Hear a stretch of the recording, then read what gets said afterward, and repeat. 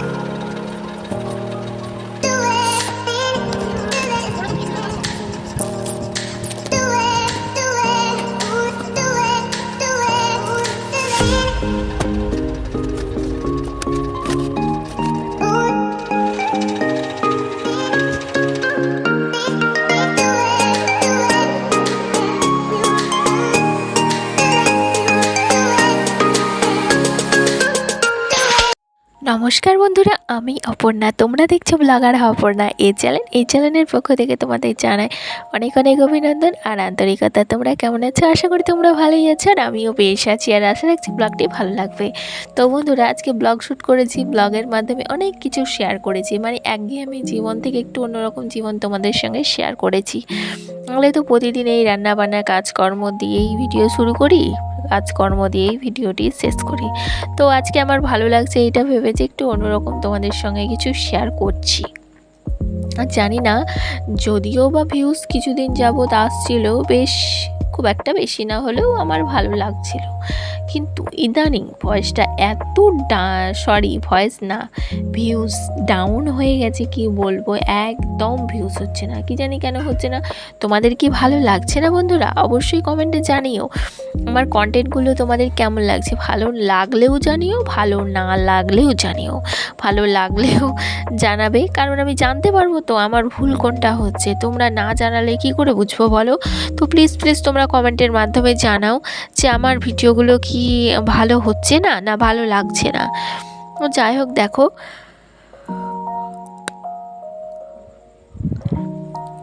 এখন সবজিগুলো কেটে নিচ্ছি, কারণ এই রান্না বসাতে হবে।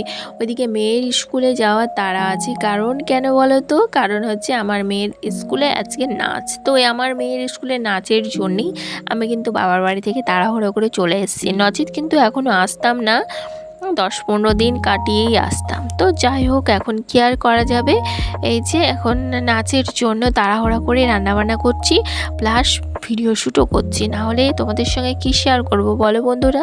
তো যাই হোক, যে কাজকর্মগুলো যতটা করেছি ততটাই তোমাদের সঙ্গে শেয়ার করেছি, এবং পরে যে কাজগুলো হয়েছে সেগুলোও পুরোটা শেয়ার করেছি। তো দেখো, এখন ভাতটা উপর দিয়ে দিলাম, কারণ ভাতটা হয়েই গেছে।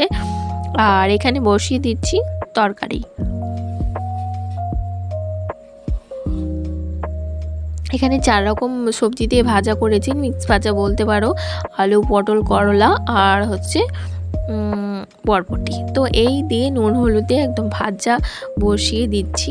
আর ওদিকে তো ভাতটা হয়ে গেছে, ওইদিকে আবার ডিমটাও ছুলে নিচ্ছি, কারণ ওই দুদিকে রান্না বসাবো। আর ছোট কড়াইয়ে ঢেলে দিয়েছি এই বাকি সবজিগুলো, আর বড় কড়াইতে ডিমের ঝোল করে নিয়েছি, নাহলে হতো না। এদিকে আমাকে 10টার মধ্যে বেরিয়ে যেতে হবে রেডি করে, তাহলে আমাকে রেডি করতে শুরু করতে হবে 9টার দিকে নিশ্চয়। তো তাই আর কি।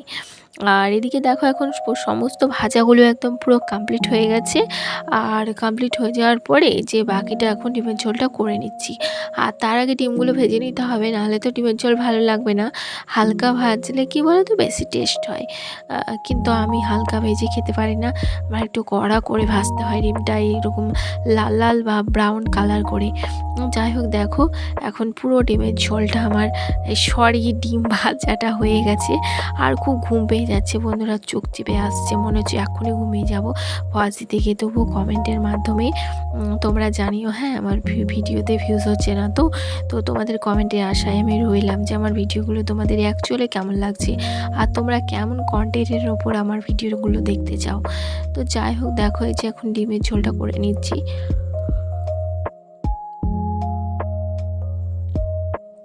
জীবন ঝোল সবটাই তোমাদের সঙ্গে শেয়ার করলাম, আর এরও যদি বেশি ডিটেলসে জানতে চাও কমেন্টে জানিও, বাকিটাও বলে দেবো।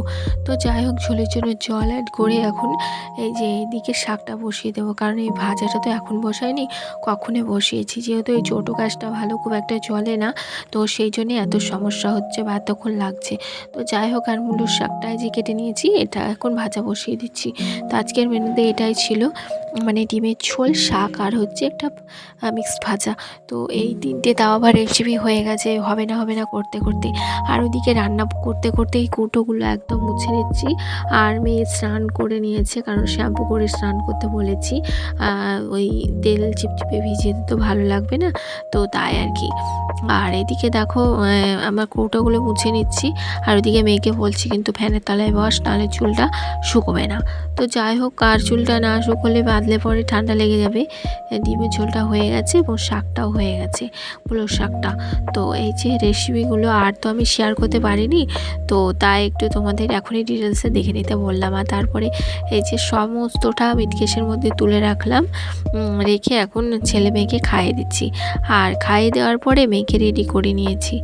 আর এই যে দেখো, মেয়েকে রেডি করাতে বসিয়েও দিয়েছি, এখন একটু মেকআপ করাবো। তো প্রথমে একটু নারকেল তেল ওকে মাখতে বলেছি, কারণ আমার সেরকম অয়েলি মানে ময়শ্চারাইজার নেই বা কেনা হয়নি, তো যাই হোক সেই জন্যে। আর এই যে দেখো, আমার মেয়েকে সাজিয়েছি, অবশ্যই জানিও কেমন লাগছে। আর এই যে এই হচ্ছে ফুল লুক, এটা বাইরে এসে তোমাদের সঙ্গে শেয়ার করলাম, কারণ ঘরের মধ্যে ভালো লাগছিল না আর ভালো ভিডিও আসছিল না। বাইরের দেখো কত সুন্দর এসছে। তো যাই হোক, এখন মেয়ের স্কুলে যে নাচ আজকে, তো সেই জন্যে যাবো। যে ছেলেও রেডি, তো ছেলেকে নিয়েও যাব, মা ছেলে মিলে একদম। মেয়েকে কত লম্বা লাগছে তাই না শাড়িটা পরে। তো যাই হোক, দেখো মেয়ে স্কুলে ফার্স্টে আবৃত্তি হয়েছে, তারপরে ম্যাম একটা গান করেছে, তারপরে আমার মেয়ের নাচ। তো মোটামুটি 3 নম্বরে ওর নাচটা ছিল। তো দেখো এই যে এখন নাচছে, আর নাচের গানটা কি বলো তো ছিল, ময়না ছলাক ছলাক। আর তারপরে এই যে শাড়িটা পরে গেছিলো, একটু রোদ্রে দিয়ে নিয়েছি, তার ভাঁজ করে রেখে দিচ্ছি। আর স্কার্টের পরে আমি না শাড়িটা পরিয়েছিলাম, সায়াটা কিছু পরাইনি। আর তারপরে এই যে এখন চুড়িদারটা কালকে ভেজা ছিল বুকের কাজটা, তো তাই আজকে ভালো করে শুকিয়ে নিয়েছি, এবার ভাঁজও করে নিচ্ছি। আর তারপরে যে নাইটি আরও অনেক জামা কাপড় ছিল, যেগুলো এভাবে ভাঁজ করে নিচ্ছি। আর ভাঁজ না করলে তো তুলতে পারবো না। আর ঘরের অবস্থা কি বাজে ছিল কি বলবো, সকালে কোনো রকমে বিছানাটা একটু যা ছেড়ে চলে গেছি, তো ভালো করে সে আর কি করবো, ভালো করে কাজটা করিনি। এখন আবার বিছানাটা ভালো করে ঝাড়তে হবে। আর তার আগে দেখো এই শাড়িটা তুলে রাখছি, ব্যাগ আর শাড়ি এগুলোই আমার আলমারিতে থাকে, তো তাই এখন তুলে রাখলাম। আর এই যে দেখো ব্লু কালারের শাড়িটা এখানটায় রেখে দিলাম। আর তারপরে এখন এসেছি যে আলমারিটা লাগিয়ে নিতে। আর আলমারিটা লাগিয়ে নিয়ে এখন কী করব বলো তো, আরও যেসব কাজগুলো আছে সেগুলো করে নেব। যেমন এই যে জামা কাপড়গুলো যেগুলো ভাঁজ করেছি, সেগুলো এখন জায়গা মতো তুলে রেখে দেবো। জায়গা মতো না রাখলে কি বলো তো, জায়গা মতো খোঁজা যায় না। তো সেই জন্য আমার মনে হয় সমস্ত জিনিসপত্র যদি জায়গা মতো গুছিয়ে পরিপাটি করে রাখা যায়, তাহলে হাতের কাছেই পাওয়া যায়, আর বেশি খুব একটা খুঁজতে হয় না। তো যাই হোক, দেখো এখন ওই সাইডটা রেখে দিলাম গুছিয়ে, আর আলনাটা এখন গুছিয়ে নিচ্ছি। আর আলনাটা আমি এভাবে গুছিয়ে নিয়ে থাকি, আজকেও এভাবে গুছিয়ে নিয়েছি। আর তারপরে এই যে এগুলো বার করতে যতটা সময় লেগেছিল, সাজতে যতটা সময় লেগেছিল, এবার খুলতে কিন্তু ততটা একদমই সময় নিইনি। তো দেখো এখন হচ্ছে সমস্ত এই কসমেটিক জিনিসপত্র আলাদা আলাদা করে যেমন কি ছিল ঠিক সেরকমই রেখে দেব, তাহলে আর আমায় ভুলে গেলে হবে না, মনেও রাখতে হবে, নাহলে খুঁজে পাওয়া যায় না। তো যাই হোক, দেখো এখন এই যে সমস্তগুলো কৌটোতে যেমন রাখে, এক একটা কৌটোয় এক এক রকম জিনিস।